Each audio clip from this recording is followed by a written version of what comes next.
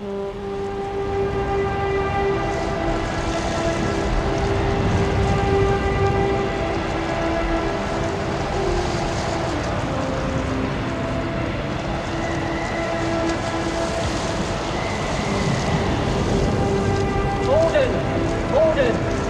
send more house to save the house. Come on, the house! Good evening, everybody, and welcome to the Housecast, Lowerhouse Cricket Club's podcast, which has been a little bit intermittent over the last few weeks. But it's safe to say I've got probably my favourite co-host on tonight that we can chat through things with and talk the guests all through his career and what's going to happen in the future. Welcome, Gav Shields. How's it going, Gav? Evening, Jeremy. Yeah. Nice to see you. Nice to see everybody. I'm very well, thank you. Are you? Yeah, good. Yeah. It was interesting, really. I think on Saturday night we had about 6 or 7 discussions about the podcast and how we've got to do more and we've got to try and get it as back to how it was. But when COVID were here, we're 24/7, weren't we? Nothing but podcasts. I hope you can remember some of them conversations because I can't, mate. Because I think we had a few lager tops, haven't we? Well, it wasn't just the lager tops. I know you like your San Miguel and the strong designer lagers, but it's the first time I've ever known that Lowerhouse have got a real ale on that is over 5%. And I'm not sure whether it was, I've got 5.7 in my head or 5.4. And when I used to start drinking with Roger Brahman, Jack Hayes and my dad, it would never got above 3. We're chestnut mild, 5%, no? Was it 8, serious? So after, and I knew I clocked it straight away, and Matt Stanley said, "Oh yeah, give me a headache once." Well, anyway, why have we still got it on? Yeah, what an injury that'd be for Stanley, yeah. I know. So, but after 3 or 4 of them, I was definitely rocking. And for the listeners' benefit, Tony Woodworth put on a fantastic evening for his birthday in aid of raising money for Alzheimer's, which, I really hope they raised quite a lot of money because it was well put on by Tony. But that's a serious bit out of the way because I think Tony had 10 pints of it and I literally had to take him home. Not a word of a lie. And he might come on and dispute this, but it's not an easy job taking Tony home. No, I've tried on a few occasions and it's certainly not easy, mate. Oh, when his legs aren't working. Judith was good help, walking in front. But we got there and we had a great night, I think, and let's hope they've raised lots of money.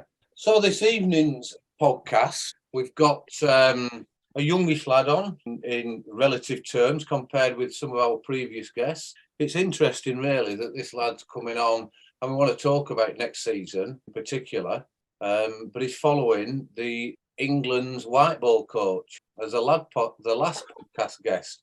No pressure whatsoever, Simmy. But welcome to the podcast. How are you?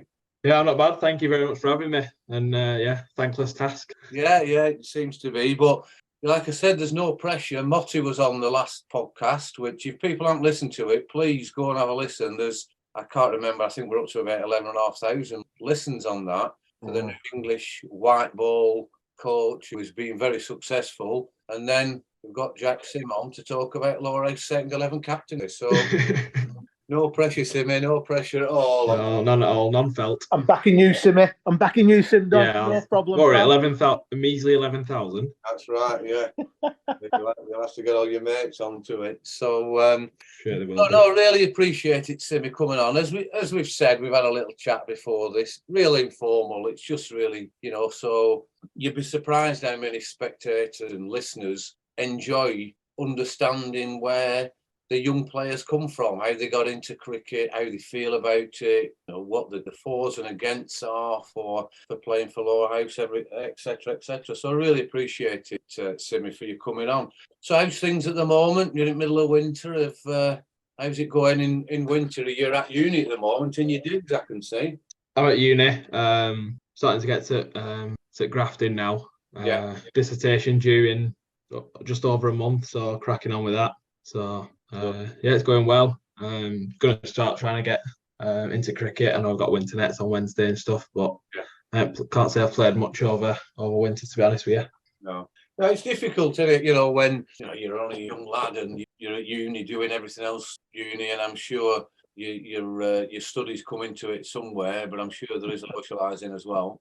Oh, not at all. I don't know what you're talking about, Jeremy. Exactly. No, absolutely. Yeah, me and the lads, plenty of nights out and stuff. So good. No, good. That's good to hear. So, what we're going to do, Simmy, we're just going to talk through, how you came to be involved in cricket. You came down to Lowerhouse, and Gav had some really good input around the second team going back a few years. Played quite a bit there and contributed to the. I think it's fair to say, Gav, I don't know if I'm being out of order here, but when we started to progress under the Stan Heaton scholarship, if you will, and getting the young players coming through, the likes of you and Charlie and Mus and these other players, that the second team started to prosper as well, which is automatic. I mean, just give us a brief oversight of what it was like, Gav, for you lads in the second team, and then eventually getting the team, and then when you went on to coach them, just to give a picture for the. It was brilliant, and to be honest with you, I think we've mentioned this a few times on podcasts. This last sort of season or two under Matt's stewardship, there's been a real sort of togetherness with second, or as an outsider looking in. There seems to be a real group of them. Stim is very much at the heart of that. But when we were there, there were 8 or 9 of us who, we're all good pals, and 6 or 7 of us were all same age, and 4 or 5 of us went the same year at school. So we literally, Tuesday, Thursday, Saturday, Sunday, we were good pals, and then after a game, we'd always be down at club or we'd all be going out in town. So, very quickly, we become a tight group.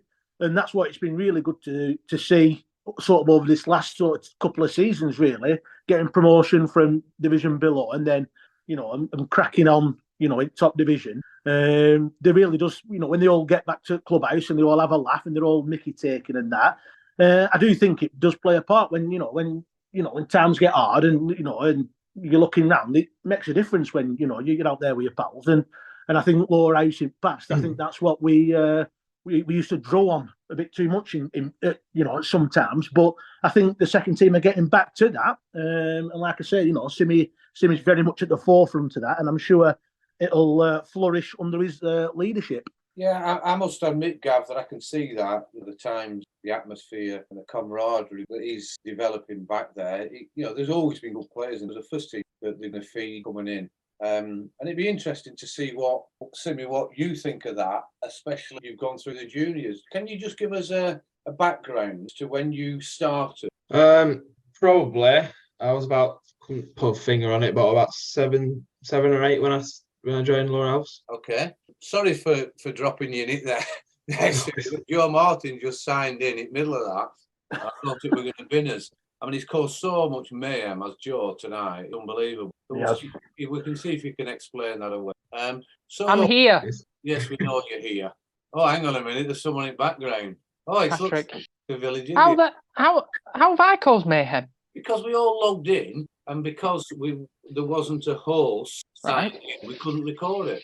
Well, how have you managed to do it? Just with intuition and skill. Yeah, all right. Yeah, whatever. So anyway, Joe, sorry, Jez, don't start with your lip, Joe. You're on thin ice, you sunshine. So don't. Oh well, I'll take my Zoom account and we'll go.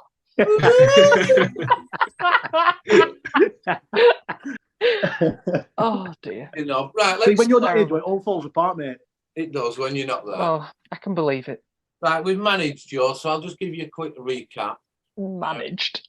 We've managed. We've gone through Saturday night, and me and Gav not been able to remember from about 9 p.m. Simmy's been on, and we've had the introduction. We're just up to the point now where Gav was talking about the camaraderie in the second team and how that is coming, or it is coming back. Definitely has come back in the last couple. So we're just going through when Simmy first started at the club, and I think you said, Jack, you was about 7 when you first. Yeah, I think so. Around there, 7, maybe 8. Yeah, brilliant. What was it like then? I can't remember, to be honest. It's not that long ago. It's always a good answer for a podcast, isn't it? Yeah.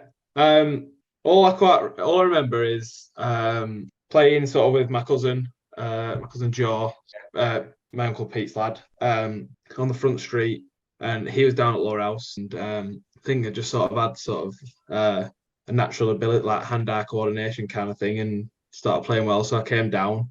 Remember being in the nets, and then next minute I had my whites on, playing for under nines. And I know you say you can't remember. It's not that long. It feels it. Can you remember Stan being there? You know, who else was there? Oh yeah. So yeah, obviously Stan was the main sort of person that was involved in that, and obviously he has his sort of cohort of managers that he sends here, there, and everywhere. I think Eric was quite involved then. Eric Howarth. Yeah. And I remember Jim Eaton. Brilliant. Took us quite a lot. And yeah, so they were both excellent with us and everyone. And then just sort of progressed through the age groups quite naturally, to be honest. Yeah. So that is, and it, I'm thinking back to even when Gav and Joe. To be fair, there wasn't a under 7, under 5, under 9s, under 11s. It was literally I think under 15, under 18 when Gav there was 4 junior more. So that's a real indication of the progress of the club. That, obviously Stan was said, which is fine, as if he's been there forever, which he feels like he has. So credit and cap off to those coach, and we continue to bring the system with Eric. So how did it feel for you? And your dad was down there, like you said. Was it all enjoyable and sunny and everything was great? I think it was at that point, to be honest. It was get to play cricket Tuesday, Wednesday, Thursday after school, something to look forward to. Unless it was chucking it down with the rain and you didn't get to play, then it was all good, to be honest. I don't have any sort of negative views on that point. No. How old would you have been when you got into twos, Sinner? Oh, I don't know, about 15 maybe. And who was skippering then? Would it? Who'd have been skippering then? It'd have been ODP, I think. Right. Possibly. Right. That's the earliest memory I've got from the twos. ODP's captain. So just tantrums. Say that again. Agatha's tantrums when he gets out. Yeah. That's been apart for the last sort of 5-6 years. But obviously went into the twos again, similar to probably most people, is when people are missing, kind of doing well in the threes and then getting your chance, and then I obviously just back in sort of lower order, and obviously just got to try best fielding, and then can't remember who was missing. Probably Agger's off on holiday or something. Probably. And then Owen just came up and said, "Do you fancy opening the batting?" And it was quite unnatural to me, as it's turned out to be still in that role. But I did quite well in that season. So I think my first 50 was at Nelson, batting with ODP, and then in the next sort of 3 games, I think I got a couple more 50s. So I think that sort of cemented my place from there. Happy days. I mean, that's great. That that you're getting those scores at an early age. What would you have been then? Yeah, probably 15, 16. 16 probably. I think I made my first team debut at the end of that season, which will have been 2017 maybe. Okay. Off the back of a few good scores. Yeah. Which is quite a young age to go in and get the scores that you're getting, and good on the club for to that, getting the top 5. So you've progressed there with ODP, and you've managed to play with consistently in the second, and then made the odd first team debut. The odd first after your debut. How did it feel for you? Did you start to think that you were becoming not a senior, but you're holding your own? And how did you feel about your own performance progress? Yeah, certainly towards the end of that season, when it was sort of cemented, and then you start feeling sort of part of the group. You can sort of get involved more with sort of the lads. You don't feel like you feel less of like a rabbit in the headlights kind of thing. Yeah. And then you start sort of building from there. And then so then the next season, I think I had a bit of a wobble. And I was back in a place where it was sort of may not be getting picked for the seconds kind of thing. When we had the semi-final against Ramsbottom, was it or quarter-final? I can't remember exactly. Semi-final, I think. I think it was between me and Caleb whether we'd get selected. We obviously had quite a strong team at that point, so it was sort of quite a few up and downs through that stage. Yeah. And was that just because of an age sync or your attitude or, a form? It could be sometimes it's just form. Yeah, I don't think it was particularly attitude-wise. Maybe sort of application over attitude, as in training hard, working on technique. Because before that time, I'd had quite a bit of coaching from likes of Joe, Nigel, who's down at the club a lot of that time, working on technique. And then I think at the sort of that stage, that's where it was sort of left to yourself at senior training, working on what you want to do, and maybe the application wasn't quite there at that point. What year was it where you got the you made in 15-15 in T20 on that Friday night at home? Was that your first year in first team or? It's about 2 years ago, not Right. last summer, the summer before. Right. Yeah, so my first team career has been probably a bit strange, really. It's been like odd couple of games, not really getting an opportunity to bat. And then sort of when a few people are missing, going back into the first team, just really trying to grab that opportunity. So it's hard to really say when I made my first team debut kind of thing. Yeah, I see what you mean. Place. Yeah. It's been stop-start up till now. Yeah. That sort of leads us quite nicely, really, on to sort of obviously your appointment as second 11 skipper, Simmy, because I were quite when I read the news, I was quite pleasantly surprised, but I was surprised because I probably like a lot of members, I were expecting you to have a great start to the year and then kick on and put pressure on it first team and then go and have a strong first team career. So to then sort of take the second team job on, how, just so you can explain it, how do you see that working? Because obviously, they want continuity in the second 11, but that shouldn't hold you back as being one of the promising young players at the club and with ambitions to play first 11 cricket. So if you can just sort of tell us how it came about.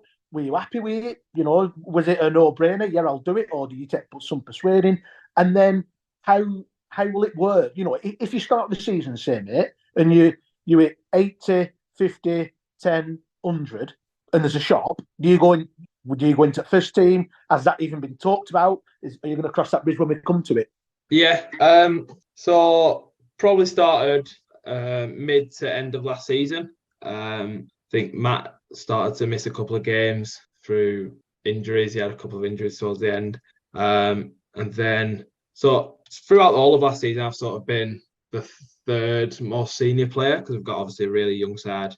Yeah. So it's been sort of Matt and Phil, so Finchy every now and again when he's played. And then sort of me. And so Matt sort of come up to me a few games asking like sort of my thoughts on it, on certain situations, ball and changes, etc. Any ideas he tended to run past me a little bit. And then obviously when he's been missing, and the likes of Haggers are also missing to not take captaincy or whether he didn't want it. I did a couple, 2-3 games last season. So then obviously when Matt's announced that he's retiring, I think it was then sort of passed on to me as an opportunity of whether I want to do it or not. Yeah.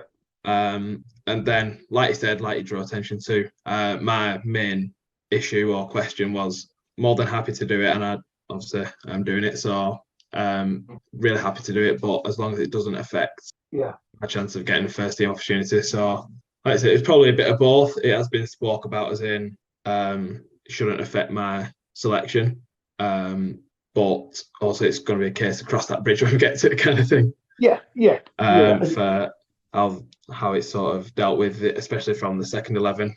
So I think Charlie Bithell's vice captain. Obviously he's the next one to take over if, say, I do go up the first 11, and then work from there.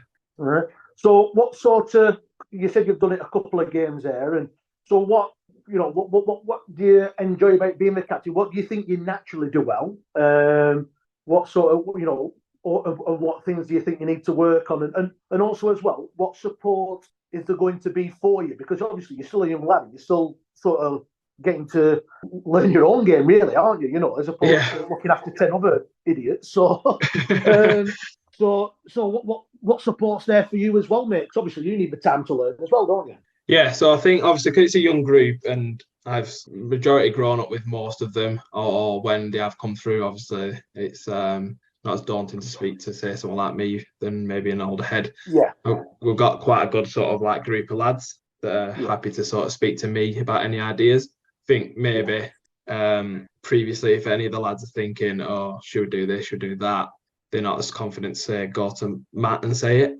Yeah. But I think if with someone that they sort of used to being around, growing up with, that they might even like just drop their ideas with me. And obviously, unlikely coming from any of them bunch, but it might be.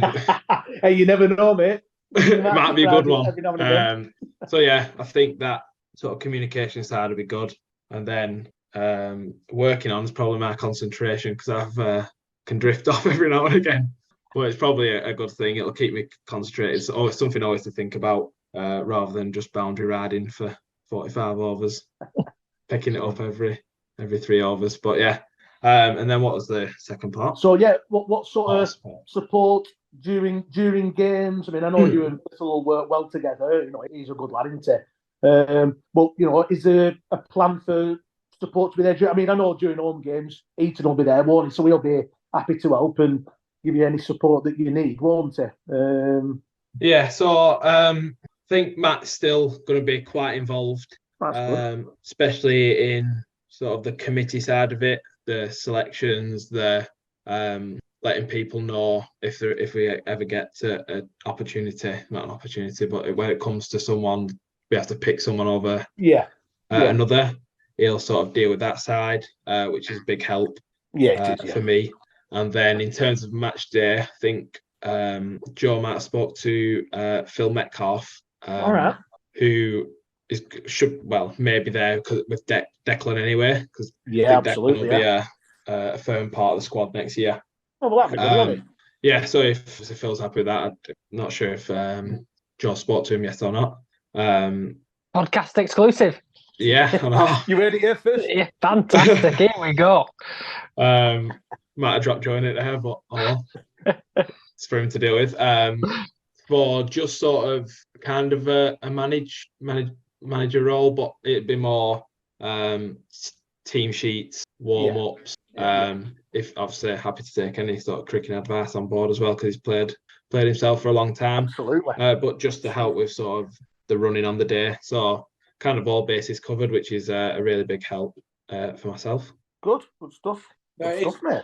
Simmy, that is, a good explanation. It's good from as far as us three can see there. I know Joe Martin's probably a little bit more involved. That is in place, because it is, whether the captain's role is so important. It's vital. They're not called leaders for no reason. Matt will. How will you deal with, any daft in the dressing room? If you get, I'm aware of there's a character in there that might be a little bit of handful. You can say that again. You're a character yourself. I'm led to believe being daft. How are you going to cope with them, and how are you going to stamp your mark on time? Yeah, like you said, I think it is one of them town or place things. Hopefully, majority of them, barring a few, understand that. Like I say, it'll just become clear sort of when we're in the dressing room, sort of 10 minutes before we go out, batting a ball in. It'll be like, right, now lads, come on, switch on kind of thing, if any of them can. And then, but yeah, still definitely not taking away that camaraderie. Like you say, it's so important, especially in a second team dressing room, to get all the lads together, make sure everyone, if they can get in for a beer, beer after. So yeah, it's a fine line, to be honest with you, but hopefully can get that sorted.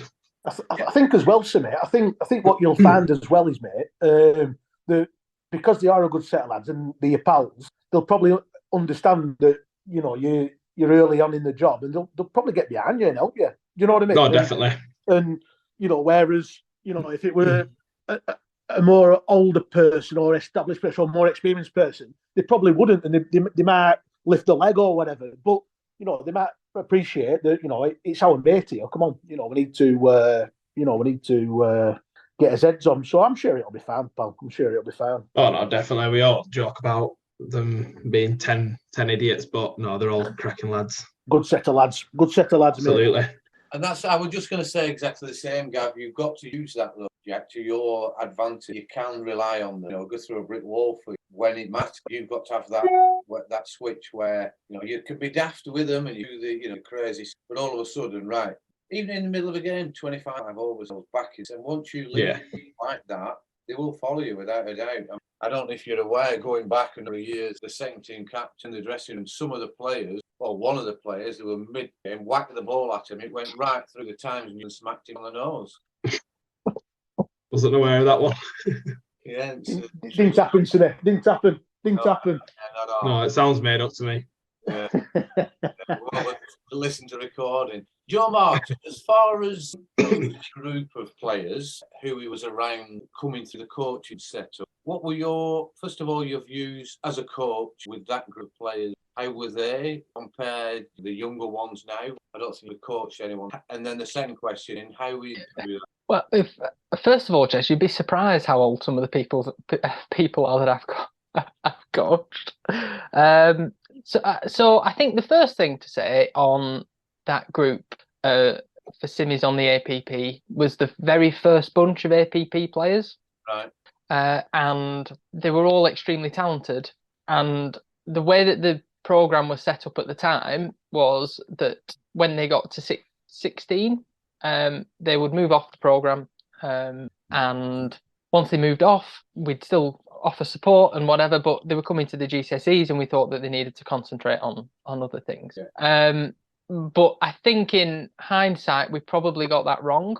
And that's not an assessment of anybody's ability. It's a pragmatic coaching assessment. Yeah.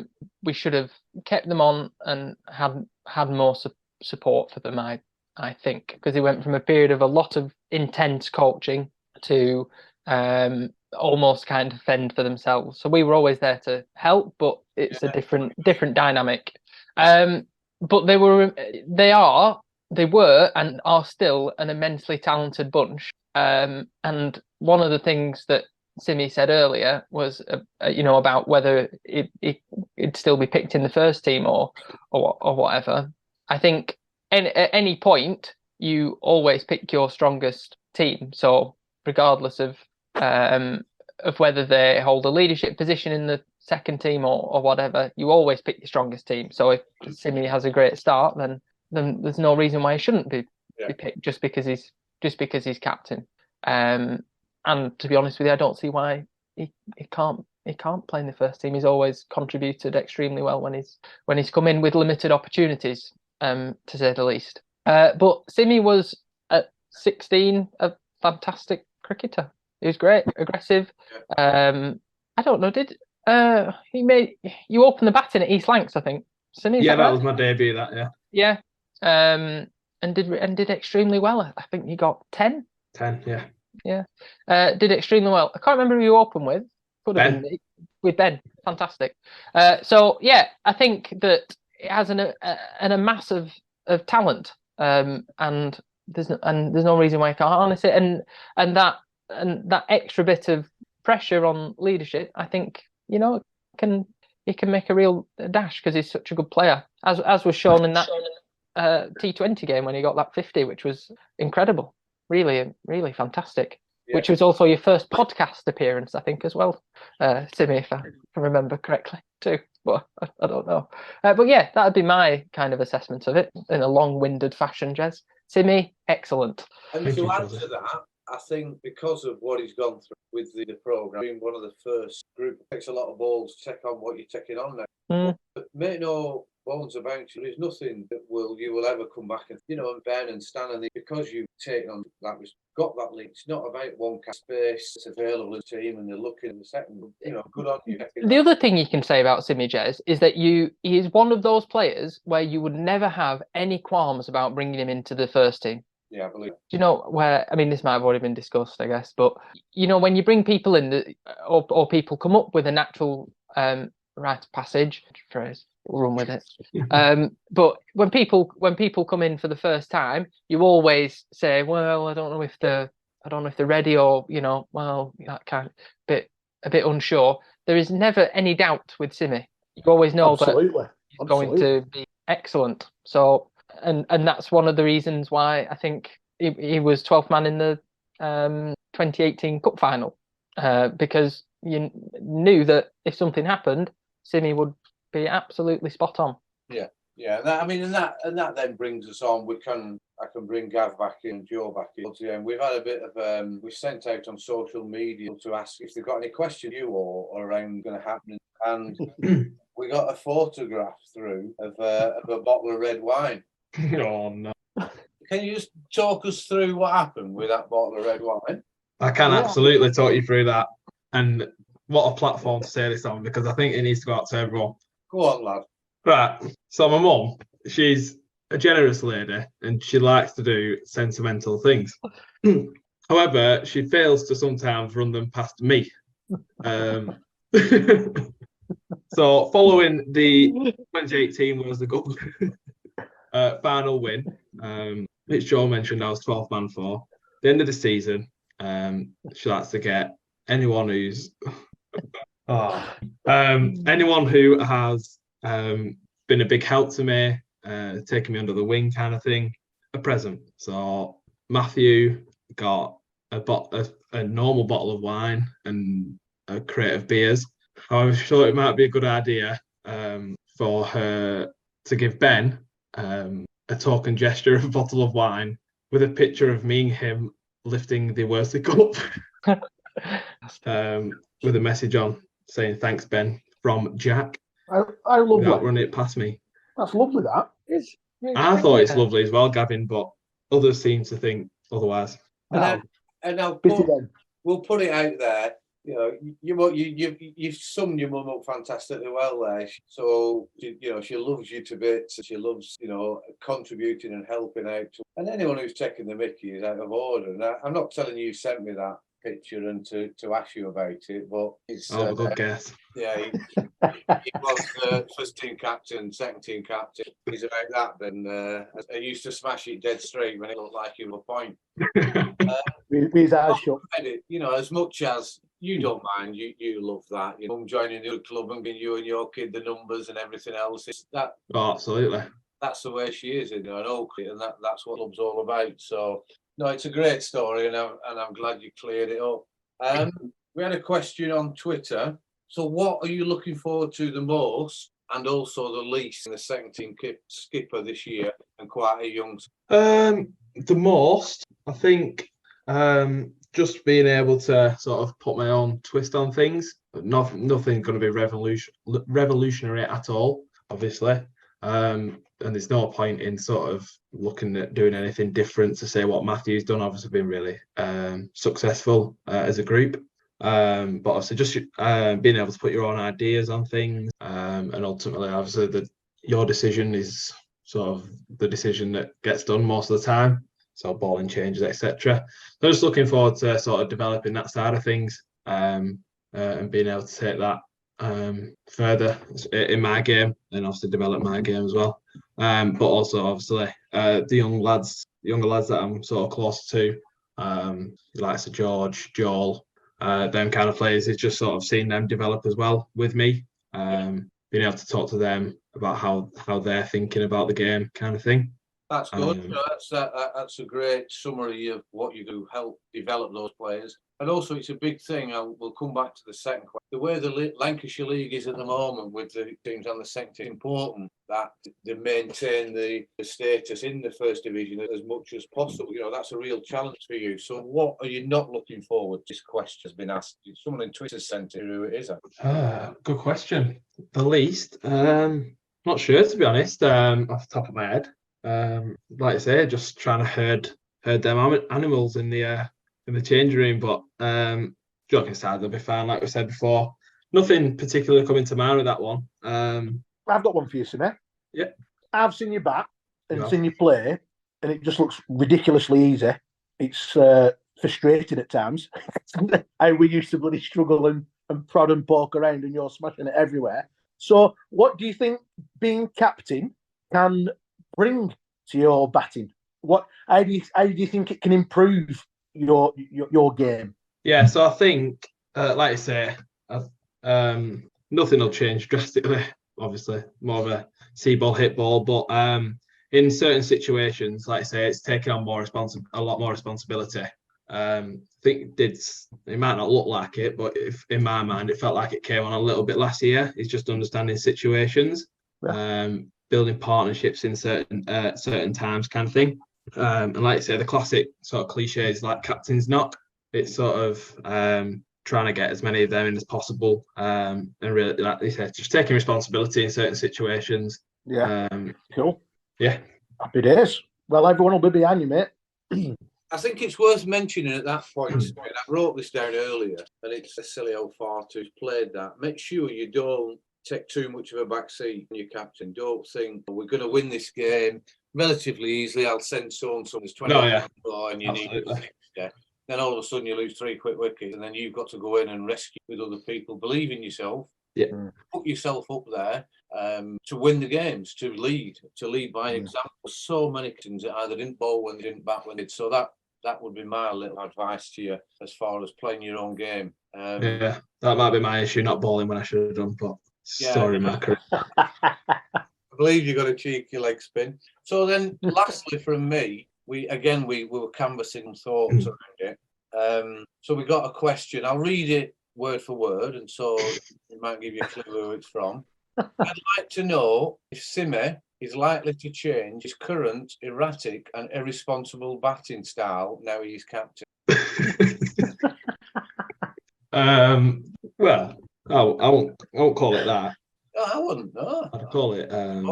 None of us have said it, Simmy. No, absolutely. I don't know that, chaps.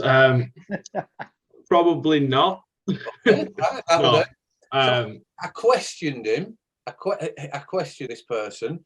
I said, how do I put that across there? And he said he's regularly out trying to hit one to the moon despite being 60 with 20 overs left. So I then went back to him and said, well, hang on a minute, is that not a little bit the kettle calling the pot, I was saying? And he came back with a real bite saying, he bats at 3 though, and he's miles better than me. I don't know if you want to respond to Duke, but... Oh, Jez, you can't. We've had him. You can't. We've seen already this week about giving up sources. Sorry. It's a tough school. No, a serious answer to that would be, in general, probably not. I don't think the other side of it really suits my game. More what I said in response to Gav's question was just take a bit more responsibility, or a lot more responsibility, and just sort of seeing situations a little bit better.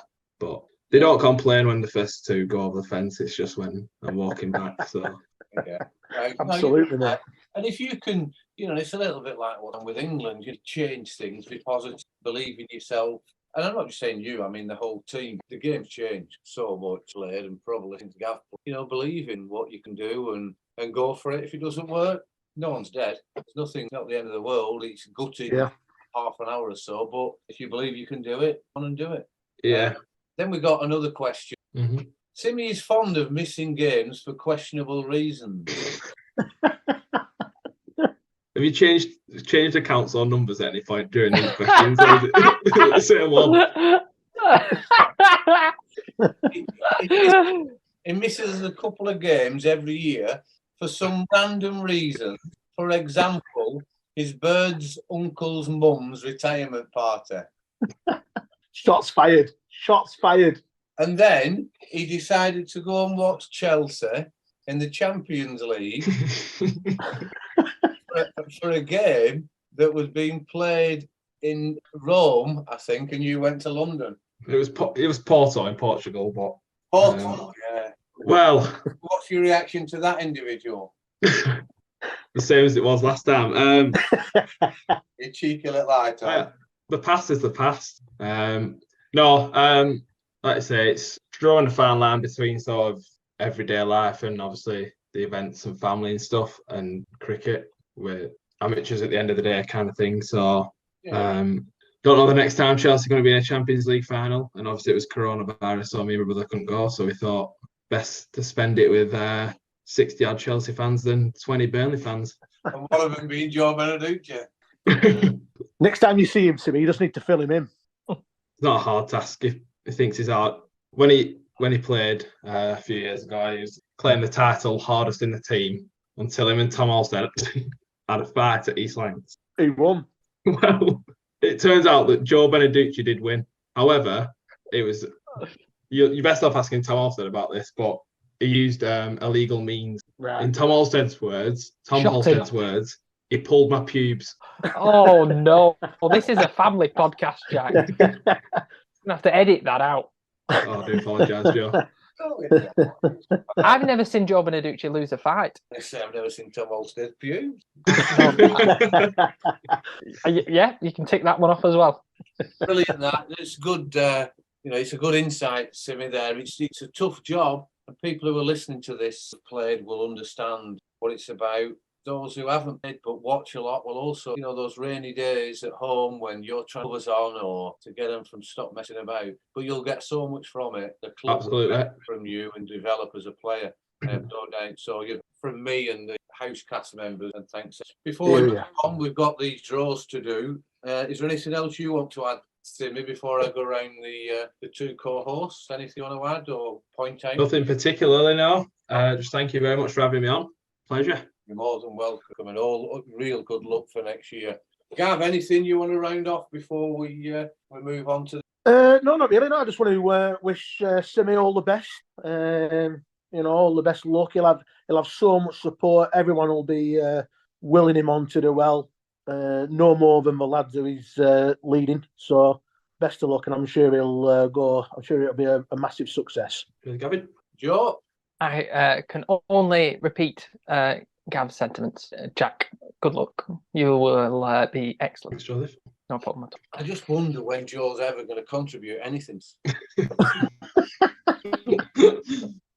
Right, so that takes us on. We'll do the draws. We have got at least two. Simmy, if you want to go, if you've got some freshers parties. I'll stay and watch my 80 quid rolling.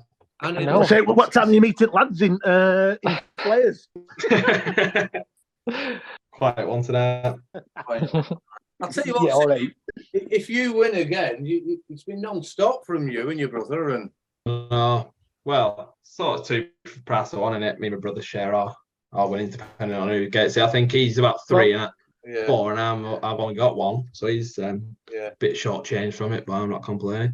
And I always say to you, Jez, if I win, we'll split it, me and you. So just think on. Right. The first prize is Gav Shields. No. As everyone knows who listens to this, it's all audited.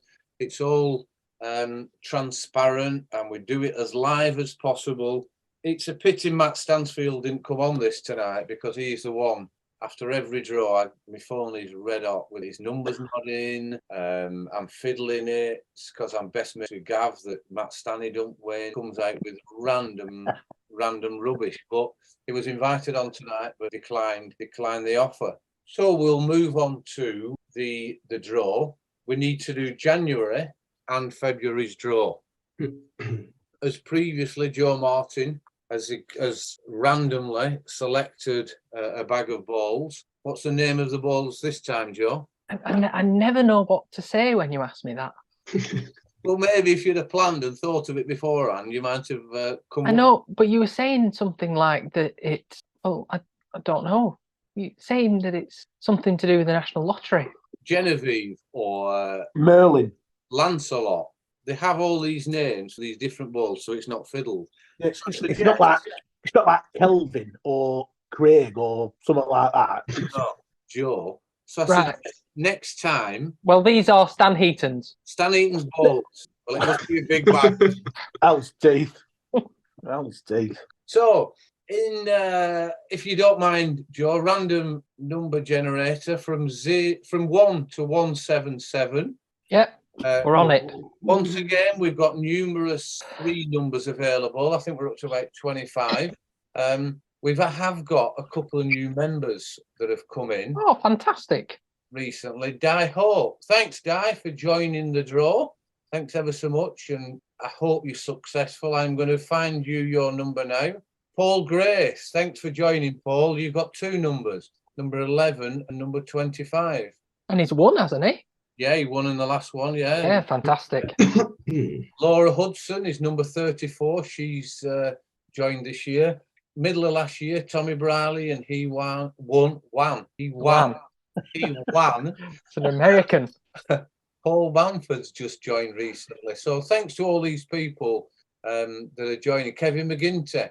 So, Di, you won't be listening live because we're not getting it out there live. But your number is number 84. Di's paid up front. So if 84 comes out, then Di will win. If that comes out, there's going to be a proper. Damn straight. Damn straight. So, does the National Lottery go through people's numbers before before the start? Only if it's Kelvin or Roger. If it's them balls, well, then you ever do. Yeah. Great. There's millions of those. This is a community thing. I'm trying to keep everyone interested and involved. Yeah. So 1 to 177, please. Shake them up, Joe, and pull us a number out. Ooh. 170. And this is for £100 for the January draw. Number 170 is Dennis Daly. Now, Dennis is a legendary supporter.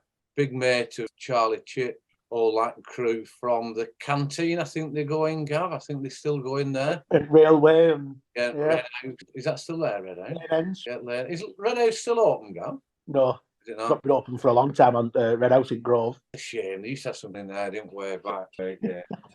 So anyway, Dennis Daly, a nice cheeky little £100 going to you. I do think Dennis shares with Charlie Chips. Fair play. Super.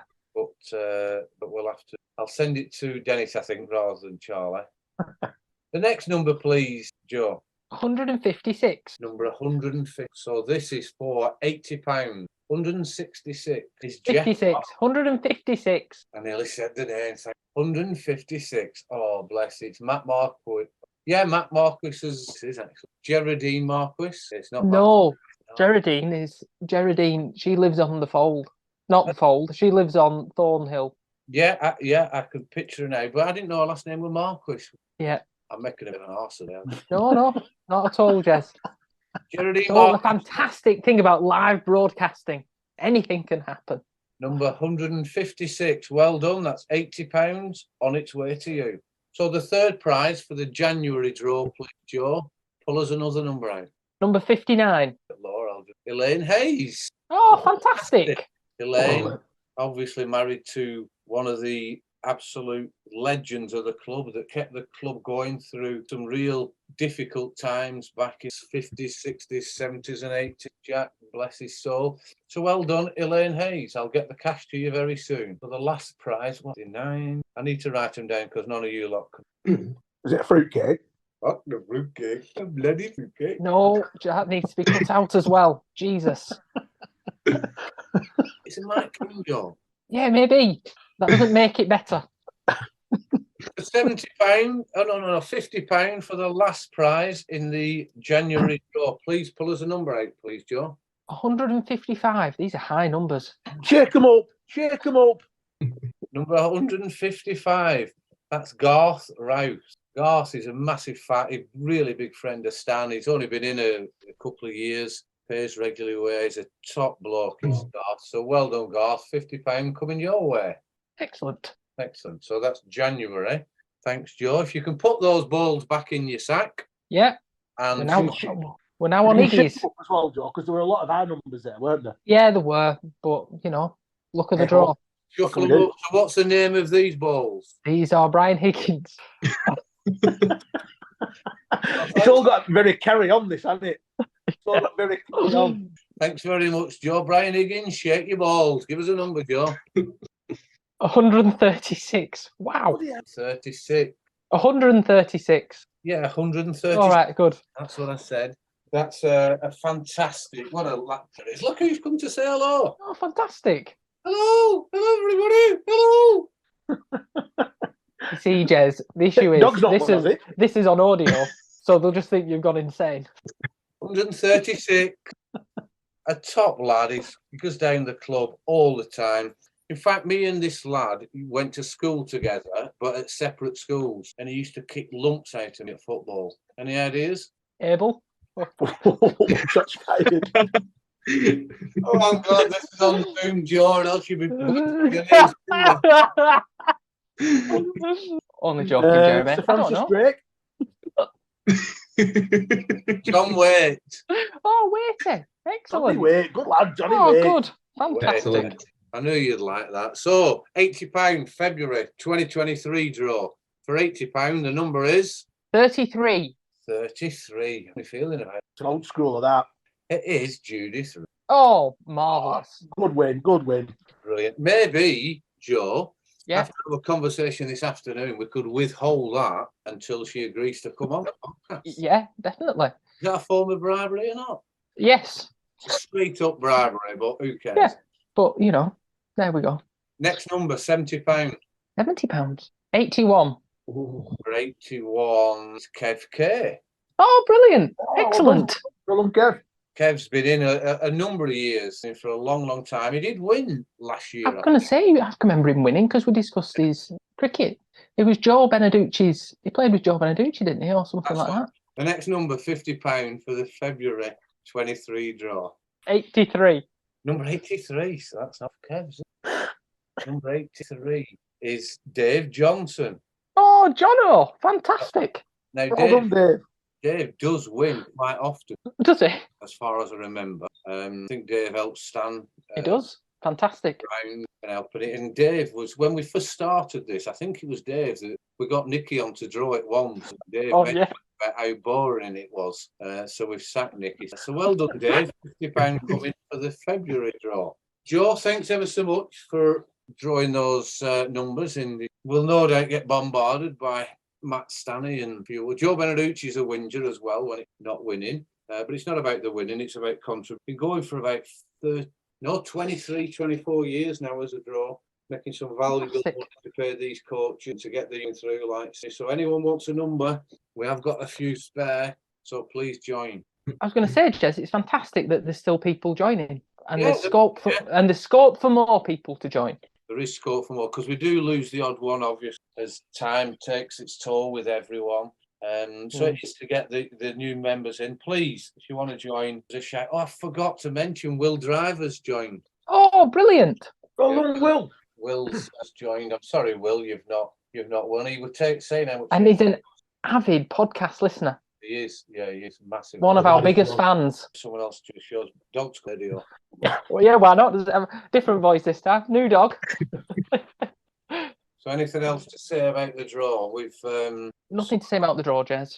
I'll tell you what I was just thinking there. Number 81 and number 83 won, and Di was 84. Oh. But it's all been done transparently. Let's wait and see what abuse we get back. Thanks everyone for contributing. We're joking apart, we really appreciate it. It keeps the club going. There's a lot of money comes in because of it and a lot of money paid out. So thanks everyone. If you can encourage anyone else to draw them on the podcast. So I think we're done for this evening, chaps. We're certainly getting close to Joe's bedtime. Thanks very much, Joe Martin, for joining us. I really appreciate it. You get yourself off to bed. Gav, cheers. Thanks very much. And you'll probably be nipping off to the pub and having 12 pints, won't you? Being a tough, roughy chap. I'm an athlete, Jez. I'm an athlete, and Monday to Friday, I'm a model professional. So no. We could see right up your nose then. Gav, Like ever so much. Thanks. Gav's properly got into the podcasts, and he's such a great co-host and host to run these for us. So for the listeners out there, we're going to try and do one a week. We're going to try and do them on a Monday as we go into the season. And even if it's just talk about the games, talk about other teams and how the league's going, we will really push to do one a week, or we can manage it. But more importantly than anyone, Jack Simm, thanks ever so much for coming on the podcast. You've bared your soul to us. You've told us what you're hoping for, what your ambitions are. 100%, please. I wish you all the luck in the world and everything. You deserve it. You're such a great servant to the club, Jack. So thanks ever so much for coming on. Do you want to have the last word before we finish? Can do. Just thank you very much for having me on, and really looking forward to the season. Fingers crossed. Thanks very much, Jack. So, all you listeners, subscribe, like, whatever else you do on Instagram. Tell your mates about the podcast. We've had Motti on recently, like we said. Some great views and listens from other people that have never been on. So it is developing and growing even more, and we'll keep trying to get them. Thanks, everyone, and good night from. Right, Joe, that's done now. What do I do? Good job, team. What do I do before I lose this recording? Do you want to press stop recording? I tell you what, Joe, you are going to get. Thank you to our 4 sponsors for supporting our podcast: Johnny Russell's Art Caterers and Milltown Pies, Alexander Grace Law, Jez and Lisa's Spoonful of Sweets, and SPE Furnishings. Links to their websites are available in the show notes and on our website. Don't forget to subscribe to get all the latest episodes as soon as they're released.